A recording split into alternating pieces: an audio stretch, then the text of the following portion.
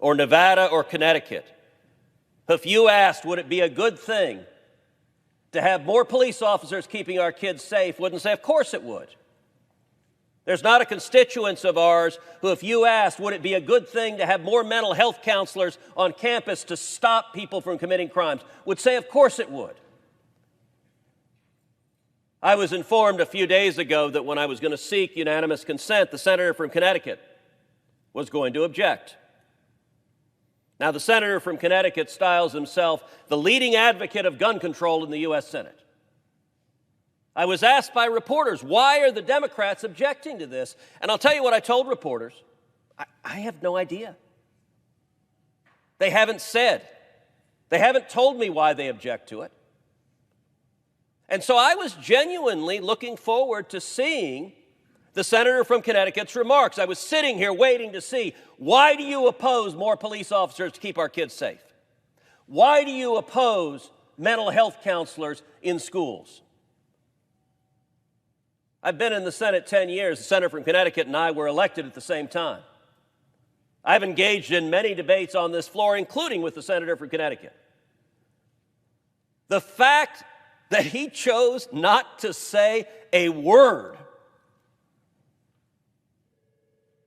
about why he objects is stunning. I find myself genuinely flabbergasted. I will say one of the reasons I think the senator from Connecticut feels content not only not to argue, but now to walk off the floor and not even listen to the debate he's ostensibly participating in. One of the reasons he feels free to do so is if you look up to the Senate gallery, I can count them, there are precisely 0 reporters in this gallery. Not a single one of the corporate media will report on this, and I think the senator from Connecticut feels absolutely certain. When he walks out, he will have reporters that will say, tell me how terrible Donald Trump is. And he'll lean in and say, oh, Donald Trump is really terrible. But not a one of the reporters will ask, hey, wait a second, why don't you want police officers keeping our kids safe? None of them will. The Democrats are protected by a dishonest army of propagandists in the corporate media. CNN will not have a panel sitting around discussing why is it that the Democrats simply do not care to defend their positions. Let me tell you, when there's a mass murdering and the Democrats stand up and give speeches and they point at Republicans and say, blood is on your hands, it's great political rhetoric. It's dishonest. But boy, it gins up their donors. It gets people to go and write checks to Democrats and fund their campaigns. What we just saw reveals that Democrats have one objective when a mass murder happens, and that is to take away the Second Amendment rights of law-abiding citizens. That is always, always, always their solution. Never mind that it doesn't work. Never mind that it doesn't stop violent crime. Never mind that if you look at the jurisdictions across the country with the strictest gun control laws, almost every single one of them consistently has among the highest crime rates and murder rates. Earlier this year, the senator from Connecticut authored his big gun control package, rammed it through this body. A package which will do nothing, 0, to stop mass murders. We will see another mass murder. I pray that we don't. But evil exists in the world, and if another lunatic attacks a school, and there's not a police officer at the front door to stop him, remember right now. Remember this moment when the Democrats said, no, we will not protect our kids.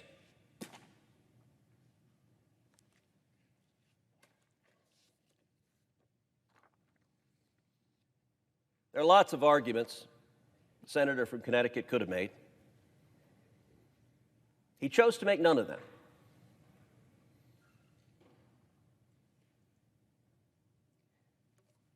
If he does not like how the money in this bill is specifically spent. I'm now going to propound a second unanimous consent bill. There are right now $135 billion in unspent COVID relief funds to schools. Under the rules the Democrats have put in place, those funds cannot be spent on school security. The second bill that I'm going to ask this body to pass is a bill that is very simple. It's one page. It says schools can spend some of that $135 billion on school security. They can decide what to spend it on. But if they decide they want to hire an additional police officer, they can spend the money on that. If they decide they want to enhance the physical security of their campus to make their students safer, they can spend it on that. They can invest in school security. Right now, the Democrats have blocked them from doing this. These are funds Congress has already appropriated that haven't been spent. And this bill is unbelievably simple. It says the schools can... Well, I'm going to give a simple challenge for Representative Ocasio-Cortez and for every Democrat in this body. Go see the Biden cages with your own eyes. I've seen them, the Donna Tent facility with over 4,000 people, with little boys and little girls on top of each other. Just a couple of weeks ago when I was in the Rio Grande Valley, the rate of COVID positivity in the Biden cages was over 22%. And all the Democrats who talked about this, if they don't go, if they don't denounce the Biden cages, then they're telling you that they're hypocrites, that they didn't believe it when they said it, that they didn't care about it when they said it, that it was all politics. It wasn't about their kids. Why does Joe Biden refuse to go to the Rio Grande Valley? Because if he goes, the TV cameras will come with him. Why does Kamala Harris, who's supposed to be the border czar, she's supposed to be in charge of this, why won't she go to the Rio Grande Valley? Because if she went, the TV cameras would come and would show the Biden cages. And the Democrats are counting on the corrupt corporate media to suddenly say, nothing to see here. 15,000 Haitians under a bridge in Del Rio, nothing to see here. Anyone want to know what Joe Biden's favorite ice cream flavor is? That's the news. Never mind 1.2 million illegal immigrants. Never mind when I took 19 senators down to the border, we went out on the river and saw a man floating dead in the river who died trying to cross illegally. Never mind the South Texas farmers and ranchers, the moms who told me, I won't let my teenage kids go out on our ranch without being armed with a loaded firearm. Because there's so many human traffickers and narcotics traffickers that it's dangerous for them to go out on their own ranch. Never mind the South Texas farmers and ranchers who told me at round tables how tired they are of going out and finding dead bodies.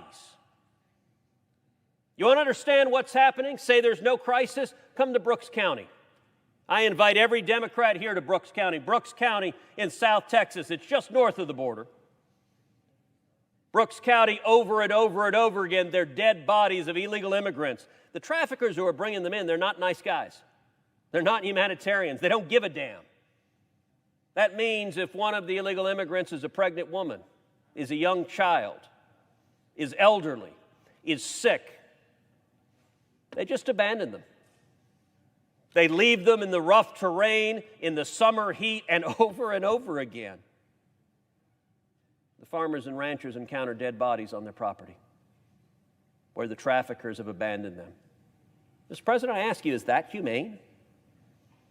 Is that compassionate, the Joe Biden and Kamala Harris policy that encourages, that puts people in harm's way and results in people dying? When we were down on the border, we saw a young girl who had been gang raped by the human traffickers who had brought her to America. The rate of sexual assault is staggering, particularly among the girls and young women. So much so that a significant percentage of young women, before they take the harrowing trip with the traffickers, will implant a birth control because they know the odds of their being sexually assaulted are so great. And I'll tell you, as I was doing the roundtables, one of the things I saw also was the colored wristbands. So the traffickers are global cartels. The criminals, they're vicious criminals. They charge anyone, a young man, a young woman, a little boy, a little girl, thousands of dollars, anywhere from $3,000, $4,000, $6,000, $7,000, $8,000 to cross into the United States. By the way, do you know there's 100% operational control on the border? 100% on the southern side. Nobody crosses the border without the cartel's permission. If you do, they will kill you. Every person who crosses the border does so after paying the cartels, because you will be killed otherwise. But often when they come, they'll cross and they'll end up at a stash house. I've been to those stash houses. I've been out on the midnight patrols with the Border Patrol. You go into those stash houses, and they're colored wristbands that they put on the illegal immigrants. And the colors correspond to how many thousands of dollars they paid and how many thousands of dollars more they owe. Often when they get here, the cartels will say, "Thank you for your X thousand dollars, we want Y thousand more." Tragically, it is at those stash houses in the United States where many of the sexual assaults occur. And so these immigrants, many of whom are young children, teenage children, when they get here, the Biden administration delivers them to their final destination. Joe Biden and Kamala Harris and their administration are the last mile of the human trafficking network. But for the 14, 15-year-old boy who arrives in Atlanta, who arrives in New York, who arrives in Detroit, who arrives in Nashville, many of those 14 and 15-year-old boys owe thousands of dollars to the cartels, which means they arrive in your city. You might think Georgia is not a border state, but when teenagers are arriving in Atlanta, owing thousands of dollars to the cartels, they work for the cartels. And the cartels know who their family is and where their family is, and they risk their mother or father being murdered if they don't work for the cartels to pay off the cartels. The young women have it even worse. There are teenage girls who... And I gotta tell you, there is no state in the union with a bigger divide between their senator and the values of the state. That's right. Look, Raphael Warnock, Herschel and I were sitting down at a barbecue restaurant a few weeks back having lunch. Actually, the depressing thing is I was having lunch. Herschel doesn't eat lunch, which is why he's a Hall of Famer. And I'm a lawyer. But we were talking over barbecue, and we observed a simple dynamic. Democrats win when they lie effectively. And Republicans win when we tell the truth effectively. Now, why is that? The reason is simple, because our values are the values of the people of Georgia and the values of this country. I want you to think of the ads Raphael Warnock is running. He's running ads all over Georgia saying, well, I teamed up with Ted Cruz to pass legislation building a new freeway. And I'll tell you what, that is actually right. It was the Cruz-Warnock bill. I introduced it, I wrote it, he joined on board, and we passed it. But what's interesting is he didn't mention the stuff he's done. He didn't mention his record. He didn't mention that he voted to send stimulus checks to every single illegal alien in America. Raphael Warnock didn't mention that he voted to send stimulus checks to criminals in jail. Raphael Warnock didn't mention that he voted in favor of school shutdowns all across this country. He didn't mention that he voted in favor of COVID vaccine mandates and the government forcing you to take a vaccine against your will. Let me tell you, I forced a vote on the Senate floor that said that the FBI should not target parents, not target moms and dads as domestic terrorists for speaking up at school boards. Raphael Warnock voted no, and he said send the G-men after the moms and dads. I forced a vote on the Senate floor and said the D.C. public schools should not enforce a COVID vaccine mandate that would throw out of school 40% of the African American kids in the D.C. public schools. Raphael Warnock voted no to throw out of school 40% of the black kids in D.C. And look, this really underscores something. In a race like this, the Democrats, they don't talk about what Herschel believes. They don't talk about what he'll stand for. What they try to do is they try to smear his character. They try to go nasty. They try to go personal. They try to go vicious because they cannot defend their record. Let me tell you what's happened under Democrat school shutdowns. Our kids' reading scores have plummeted.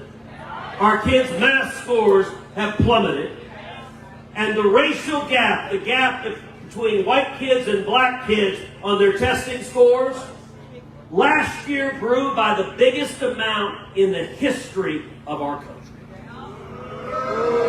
That's what happens when Democrats are in charge.